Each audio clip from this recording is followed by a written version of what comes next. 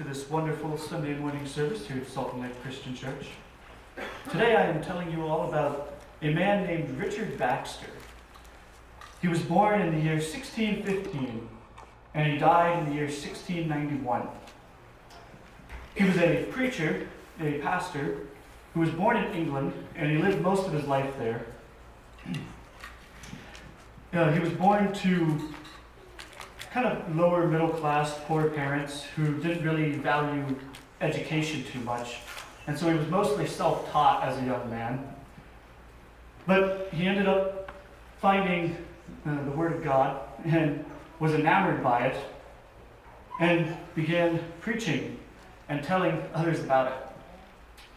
And so he worked as a preacher kind of anywhere he could. During this time in England, the English church was quite divided amongst several minor groups. And he considered himself a peacemaker, trying to bring unity wherever he found division. However, he never considered himself a member of the English church. He was a nonconformist, which basically just meant he wasn't part of the English church. And so because of that, he never really gained influence in a single place. And so he moved around a lot as a pastor, kind of preaching wherever he could to anyone that would listen. And so he ended up getting involved in many controversies of his time, including the English Civil War, where he followed around the army, one of the armies in the war, working as a chaplain and preaching to the soldiers. He wrote that he preached as a dead man to dying men.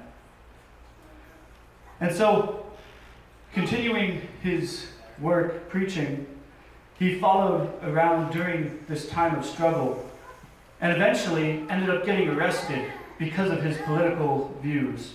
You see, he was kind of a moderate. He didn't care much for politics. He cared more about telling people about God.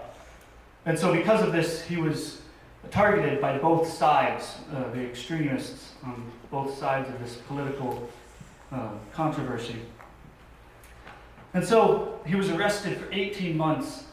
But during this time, he was able to do quite a bit of writing. Many of his writings, the modern church still uses today. He wrote, I believe, 2 different devotional series, one of which became a bestseller for the decade that it was written in, as well as an autobiography about his life.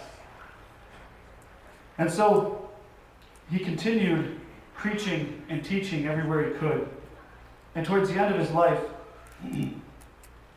he wrote, "The gospel dieth not when I die, the church dieth not, the praises of God die not. The world dieth not, and perhaps it shall grow better."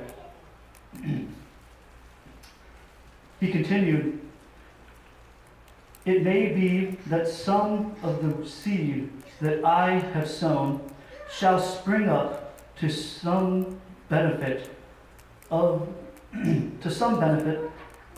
dark, unpeaceable world where I die." And so, being a man who lived through many controversies, he desired to try to make a difference and to unify the church.